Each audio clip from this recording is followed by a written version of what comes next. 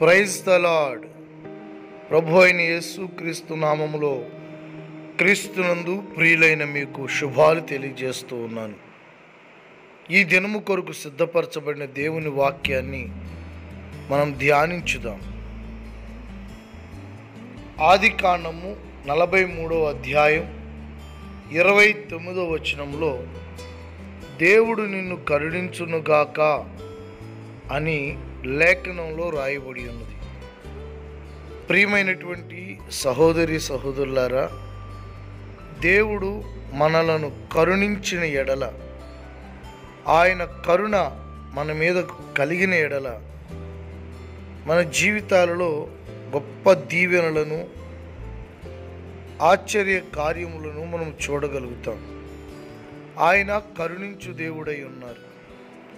లేఖనం ఎలాగూ తెలియజేస్తూ ఉన్నది, నేను ఎవని యందు కనికరపడుదునో వాని యందు కనికరపడుదును, ఎవరిని కరుణింతునో వారిని కరుణింతునని తెలియజేస్తూ ఉండగా, దేవుడు ఎవరిని కరుణిస్తాడు?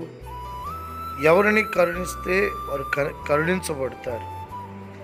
ఈ రోజున మన జీవితాల మీద దేవుని కరుణా కటాక్షములు దిగివచ్చి, ఆయన కరుణా కటాక్షములతో మన జీవితాన్ని కొనసాగించినట్లయితే నిశ్చయంగా దేవుని కరుణ మన మీద ఉండి మన బ్రతుకు దినములన్నీ కృపాక్షేమములు మన వెంట వచ్చి ఆయనకు సాక్షులుగా మన జీవితాలు నిలబడతాయి.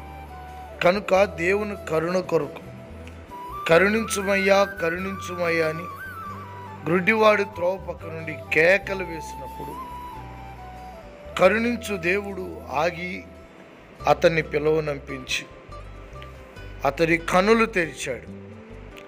నా ప్రియమైన దేవుని బిడ్డ, ఆయన నిన్ను కరుణిస్తే నీ కొరకు ముయ్యబడిన ద్వారాలు తెరవబడతాయి.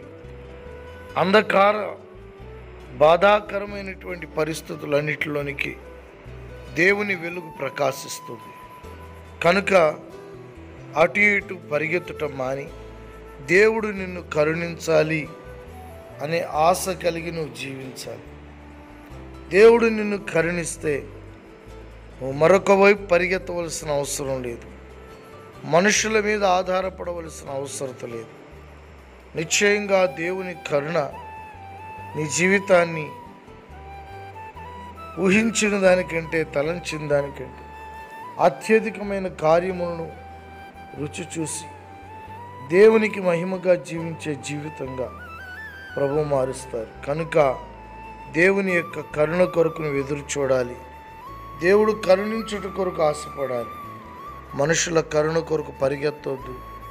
వారు కరుణించడం వరకే ఏదైనా చేయగలుగుతారు. కానీ దేవుడు కరుణిస్తే మూలన పడిన జీవితం బాగుపడుతుంది, తీసివేయబడిన బ్రతుకు బాగుపడుతుంది.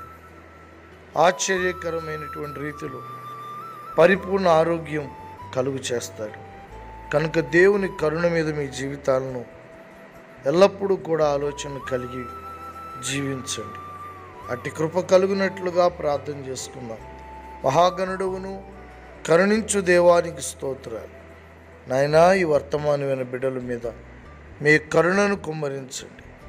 మీరు కరుణిస్తారు అనే సంగతి గ్రహించినట్లు, మీ కరుణలో నుండి కలిగే సమస్త కార్యాలు అనుభవించినట్లు సహాయం చేయండి.